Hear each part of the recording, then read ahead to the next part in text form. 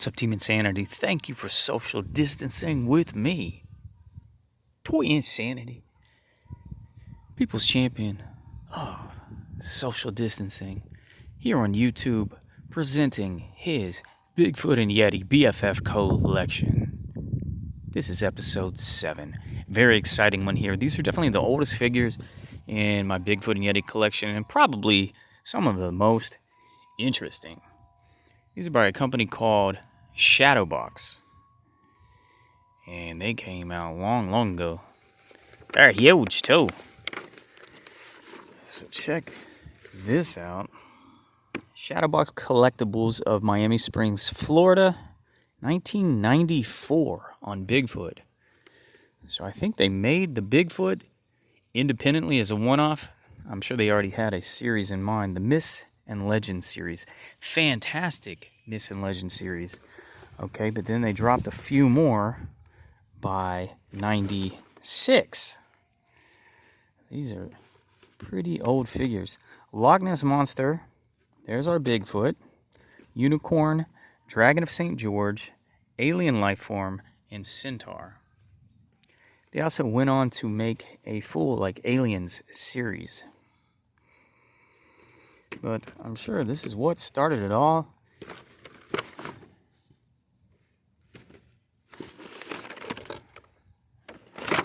Let's go ahead and rip them out. This is a scroll.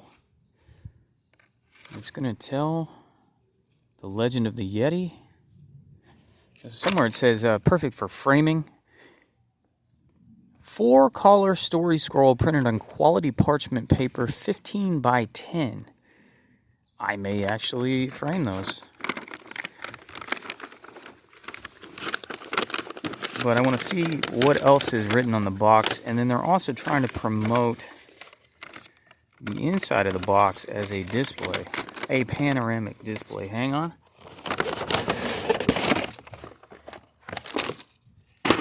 $19.96. It's heavy. No articulation. But very creative looking. 94 on this one. Okay, we'll definitely read those. Oh, wow, it's full of cobwebs.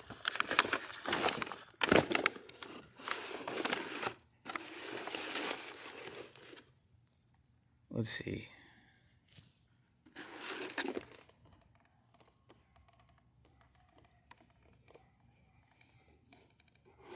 Oh my gosh. Alright, I'm going to pop those out. I want to go ahead and read this. Your hand-painted Fantastic Myths and Legends replica will bring the Bigfoot legend to life. Bigfoot comes with its own Pacific Northwest panorama display, which provides an authentic 3D backdrop designed for shelf or desktop presentation. And then it mentions a 10 by 15 scroll. I wonder if this is what's written on the scroll. No, because this talks about the figure, and then this... Myths and Legends, classic stories or tales traditionally passed down for generations, popularity believed to have a historical basis, but threaded with fantasy and imagination. The Fantastic Myths and Legends series is a meticulously created quality collection of the world's most famous myths and legends. Each exciting Shadowbox collectible offers you an educational journey into the fascinating world of the unexplained. Collect them all and share your discoveries with friends, family, and fellow collectors. And you can see this one was originally, where was that price tag? Oh, here. $17 at a place called Fred Rock. But I got these on eBay. They're around $45 each.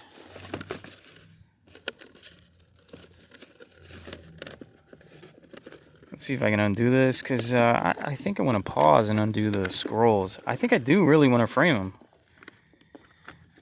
10 by 15, that's an odd size. But I'm definitely not keeping the box and not keeping the panoramic display.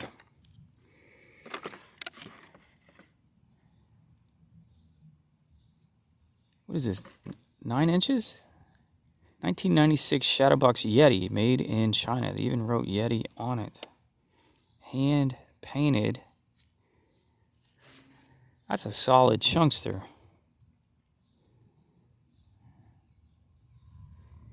It kind of looks like a spray paint spray. Yeah, I really get a spray paint vibe, not airbrushing. But otherwise there is a gray wash, white paint, and then a couple blue and yellow and red in the face. That's cool looking. And it's old. This guy is even more bizarre looking. Bigfoot.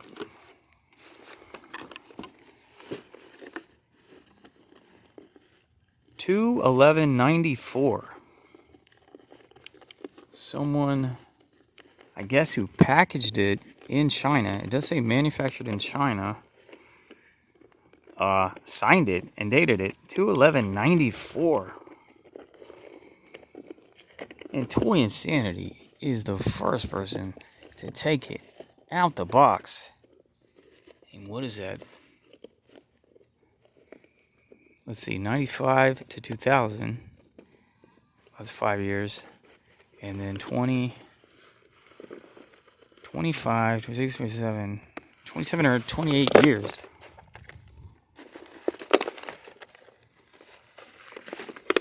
Holy moly, that's a chunky fool. Look at that face.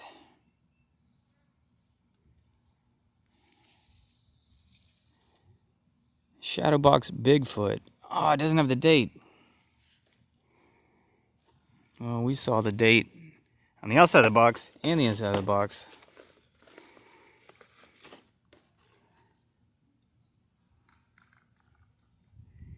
It's definitely some airbrushing on the face.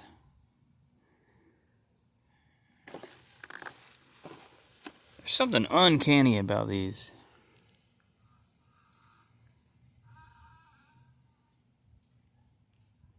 Like, instead of going for cartoony and, you know, just like kawaii, or instead of going freaky deaky, and then instead of going hyper realistic,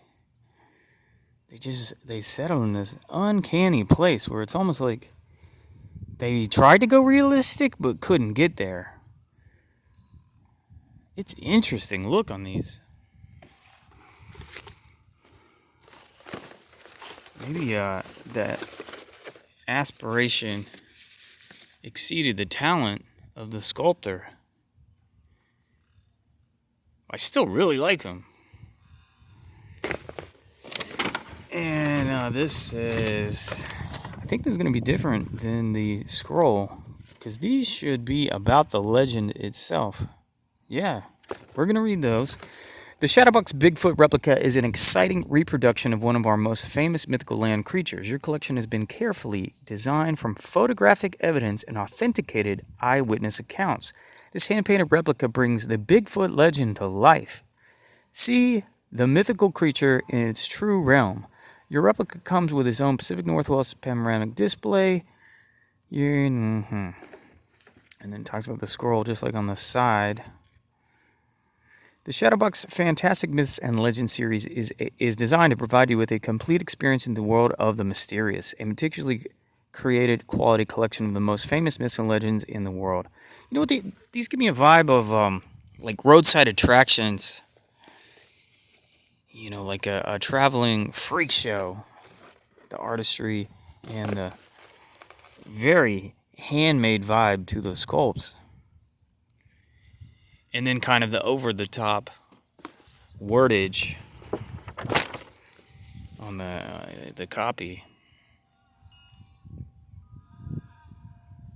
Probably pop a thumbnail somewhere around there. But I'm going to unfurl the scrolls and see what's up. I guess I'll try to do it in one take.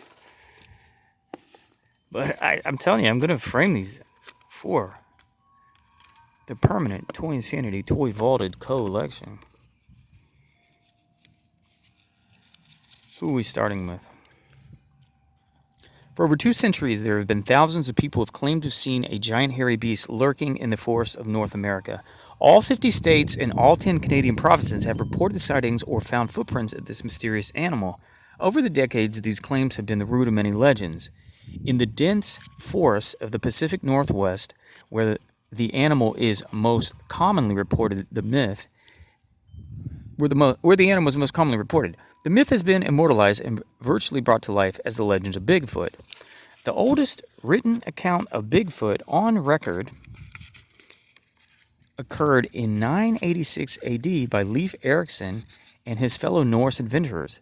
During their first landing in the New World, the Norsemen wrote about monsters that were horribly ugly, hairy, and surly with great black eyes. But the legend existed in North America long before the white man arrived.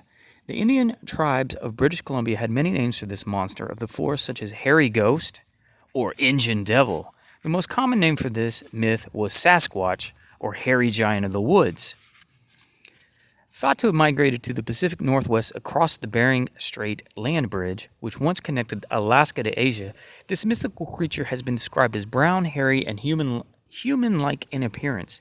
Nearly 8 feet tall, it can weigh up to 1,000 pounds, taking giant strides as it walks upright, with footprints up to 24 inches long, 8 inches wide, and sometimes as deep as 2 inches.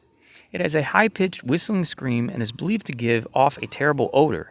It possesses excellent night vision and the ability to swim. Despite the many sightings which have occurred and the numerous footprint samples which have been taken, the mystery remains. Is Bigfoot real or just a hoax? Most report sightings. The picture is going to be the same as this. Most reported sightings recorded from very different locations at different times essentially describe the same creature. This type of consistency makes the existence of Bigfoot much more believable. In October 1967, Roger Patterson was able to take a 16mm color movie film of the creature in Bluff Creek, California. 24 feet of film show the creature walking through a clearing in the woods, turning back once to look toward the camera. Despite conflicting opinions, the film is considered by most believers to be the best visual evidence of a Bigfoot ever recorded. The most frequently discovered and examined physical evidence of Bigfoot have been footprints. Many of these discoveries have proven to have been faked, but some footprint evidence defies explanation. In November 1969, footprints believed to belong to a Bigfoot were discovered near Bossburg, Washington. Upon examination, the right foot was found to be deformed, the third toe either twisted or missing. The side of the foot showed signs of severe deformity, having 2 distinct lumps on its outer edge. Scientists believe that it would have been almost impossible to have faked these prints. Although thousands of footprints have been found, a Bigfoot has never been captured. How could this terror of the woods stay hidden for so long? The most common explanation centers around the area in which Bigfoot calls home. The Pacific Northwest is over 125,000 square miles of dense forest and rugged mountain terrain with icy streams cutting through its valleys and gorges, an ideal hiding place for the elusive Bigfoot. Even if Bigfoot could avoid detection and capture, why aren't their remains found when they die? One theory is that the remains of any will not fossilize in the wet, acidic soil of the Pacific Northwest. The bones dissolve and just disappear. Another theory maintains that the Bigfoot monster buries its dead. But the real answer may lie in the natural order of the Pacific Northwest wilderness. Carnivorous animals such as the coyote, wolf, bear, and buzzard are known to completely devour the remains of any dead animal, leaving not a trace behind. Most scientists will only accept solid physical evidence as actual proof that Bigfoot exists. However, the scientific community has recently been influenced by the abundance of reasonably reliable information that continues to be gathered and recorded. Myths about strange creatures seem to hold a never-ending fascination for the general public. Is Bigfoot just a figment of our imaginations? Perhaps it's just a complex hoax. Or could the legend be genuine, just waiting to be revealed to us all? Until concrete physical evidence can be presented and verified, there will be no answer to the unsolved mystery of Bigfoot. And it's got the Patterson-Gimlin photo on the left. Oh, that's cool. That was well written. Let's read Yeti. I'm going to put them in the frame a little better.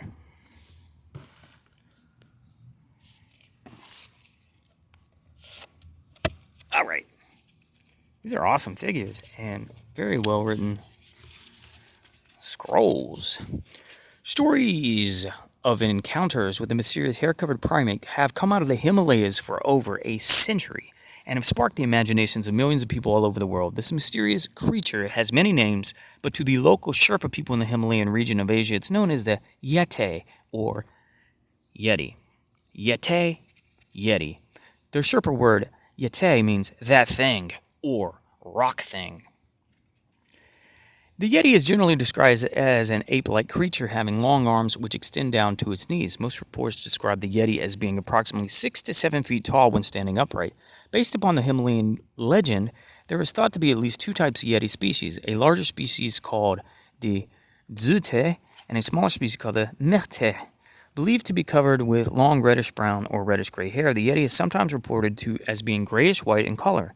This is possibly due to a heavy buildup of snow and ice on its thick coat of hair, and has probably helped perpetuate the inappropriate name of the abominable snowman. The Yeti is thought to be a solitary beast. Sightings of the Yeti have rarely involved more than one creature. The Yeti is also believed to be nocturnal, generally active only at night.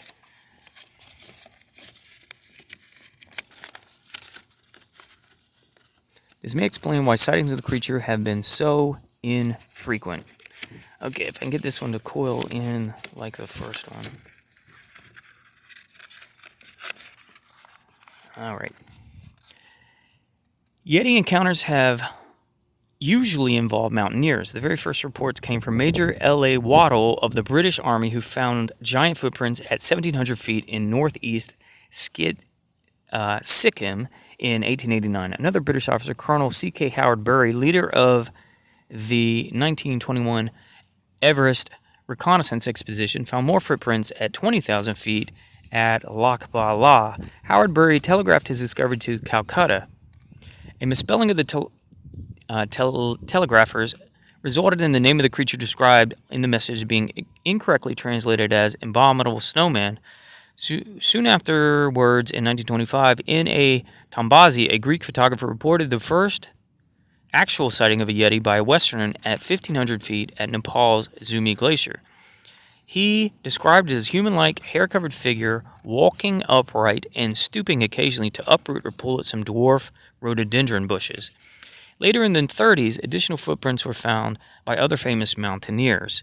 Among them were Lord John Hunt, who led the 1953 Mount Everest expedition. This expedition put the first humans, Sir Edmund Hillary and Tenzing Norgay, on top of the world's highest peak.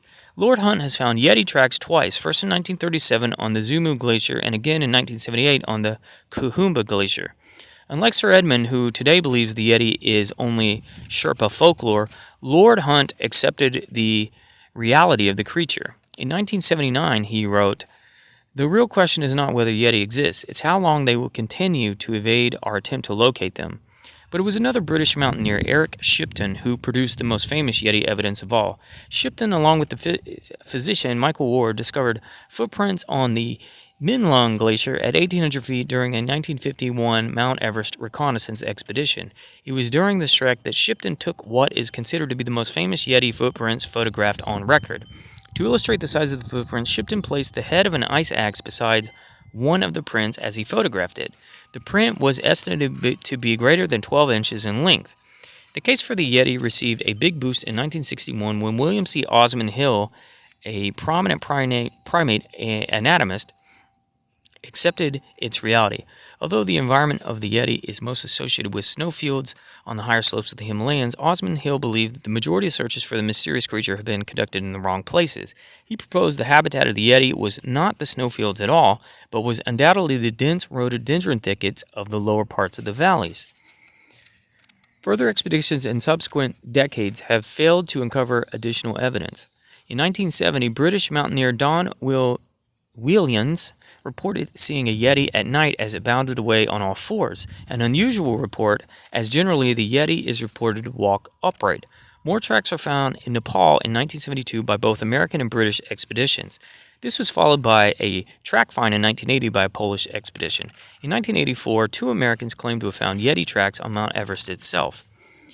In 1986, Reinhold Messner from northern Italy claimed to have encountered a Yeti in Tibet at a distance of only 30 feet. Messner is thought to be an excellent witness because he's considered by some to be the greatest mountaineer in the world. He's the only person to have climbed the world's 14 highest mountains, 8 of them in the Himalayas. Messner described the Yeti as 6.5 feet tall and covered with hair. He stated, "It was not a man, it was not a human, but an animal so far unknown to the zoology books." Most skeptics, of course, attribute Yeti sightings to misidentification of ordinary animals such as bears or macaque or langur monkeys. But if the Yeti is really a large unknown primate, what could it be? In the 1950s, French zoologist Bernard Heuvelmans proposed that it might be a descendant of Gigantopithecus, a giant ape that supposedly became extinct about 500,000 years ago. Since Heuvelmans' proposal, the evidence for the North American Sasquatch, Bigfoot, has increased substantially, and the mystery primate is now thought to be more of a direct descendant of Gigantopithecus. While the Yeti might also be a close relative of Gigantopithecus, others have proposed that it might actually be some form of ground-dwelling orangutan. Most Yeti reports are difficult to prove. Does the Yeti exist? If so, how much longer will it continue to elude us in the high mountain ranges of the Himalayas? Until hard evidence can be presented, the fantastic legend of the Yeti will undoubtedly remain a mystery. Very cool, and that's the photograph of Eric Shipton's famous footprint. And this is copyright 96, and this one should say 94. It does. Cool figures, cool bios, scrolls, very heavy figures, solid plastic. I'm going to say fair painting, but very intriguing and very old. Almost 30 years old on these. Happy to have them if you want to get your hands on some. Pretty much got to turn to eBay. But who knows, you could get lucky and come across some at thrift stores or flea markets. I don't know. These are by Shadowbox Collectibles. I'm Toy Insanity, and this has been the Bigfoot Yeti BFF Project, Episode 7. Check out the Bigfoot and Yeti playlist for the rest of my collection. Thanks for the thumbs up. Goodbye.